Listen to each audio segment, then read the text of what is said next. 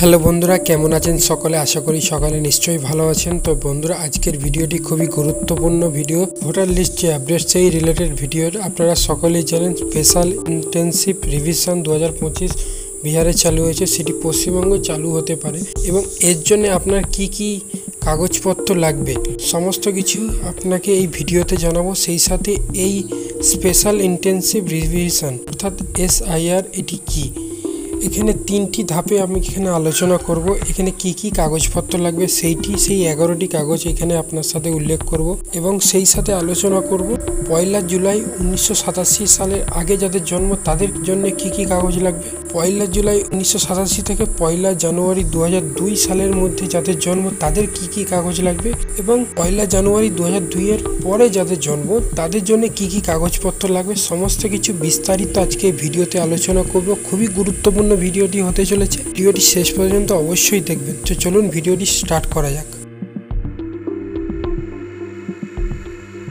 পশ্চিমবঙ্গের ভোটার তালিকা special intensive revision 2025-এর জন্য প্রয়োজনীয় নথি অর্থাৎ কাগজপত্র সংক্রান্ত বিভ্রান্তি দূর করতে আজকের এই ভিডিওটি বানিয়েছি। স্পেশাল ইন্টেন্সিভ রিভিশনে আপনার কি নথি লাগবে সেই সমস্ত আজকে আলোচনা করব। প্রথমত 11টি নথির কথা বা কাগজপত্রের কথা বলা হয়েছে। নির্বাচন কমিশনের নির্দেশিকা অনুযায়ী এই যে আপনি 11টি নথিপত্র বা কাগজ দেখতে পাচ্ছেন এইগুলি লাগবে। এগুলি কি?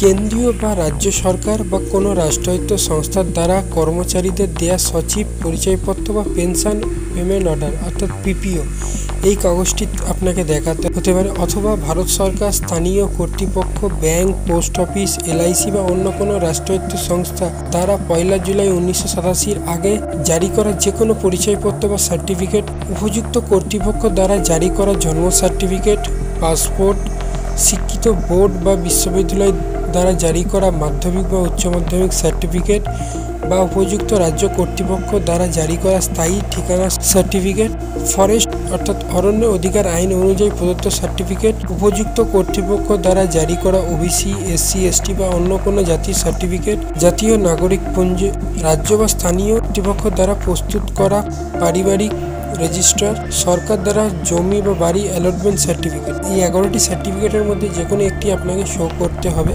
এবার আসি প্রথম পয়েন্ট, যে যাদের জন্ম 1 জুলাই 1987 আগে তাদের কি কাগজপত্র লাগবে।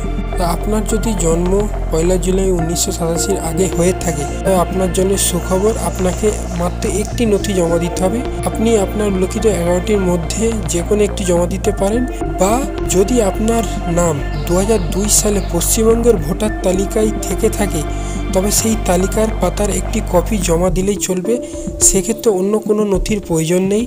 এই বিষয়টি মাথায় রাখলে আপনার কাজটি অনেক সহজ হয়ে যাবে। আমি 2002 সালের যে ভোটার লিস্ট পশ্চিমবঙ্গে সেই লিঙ্কটি ডেসক্রিপশন বক্সে দিয়ে দেবো। ওখান থেকে আপনারা লিস্টটি ডাউনলোড করে আপনার নামটি আছে কিনা বা আপনার বাবা মায়ের নামটি আছে কিনা সেটি যাচাই করে নেবেন। যাদের জন্ম 1 জুলাই 1987 থেকে 1 জানুয়ারি 2002 এর মধ্যে তাদের কি কাগজপত্র লাগবে। তা আপনার যদি জন্ম 1 জুলাই 1987 থেকে 1 জানুয়ারি 2002 এর মধ্যে হয়ে থাকে তবে আপনাকে মোটামুটি 2টি নথিপত্র দিতে হবে। প্রথম আসি নিজের জন্য, আপনাকে যে 11টি লিস্ট নথিপত্রের দেখালাম তার মধ্যে যে কোনো একটি জমা দিতে হবে এবং যদি 2002 সাল নাগাদ আপনার বয়স 18 হয়ে থাকে এবং আপনার নাম সেই ভোটার তালিকায় থাকে তবে সেই তালিকার একটি কপিও জমা দিতে পারেন।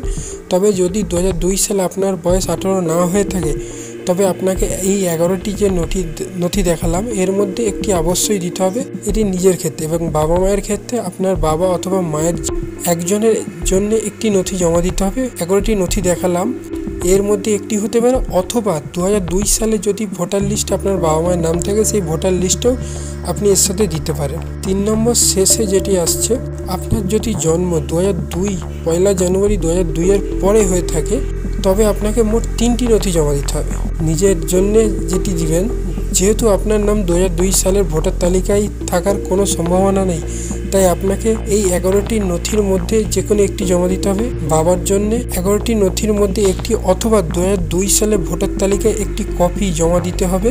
আপনার মায়ের জন্য 11টি লিস্টের মধ্যে যে কোনো একটি দিবেন, অথবা 2002 সালে ভোটার তালিকার একটি কপিও জমা দিতে পারেন। এই ভিডিওটি আপনাকে স্পেশাল ইন্টেন্সিভ রিভিশনের জন্য প্রয়োজনীয় নথি সম্পর্কে একটি স্পষ্ট ধারণা আপনাকে দেওয়া হচ্ছে। সঠিক তথ্য যাচাই করে প্রস্তুতি নিলে ভোটার তালিকা সংক্রান্ত সমস্ত প্রক্রিয়া আপনার মসৃণভাবে সম্পন্ন হবে।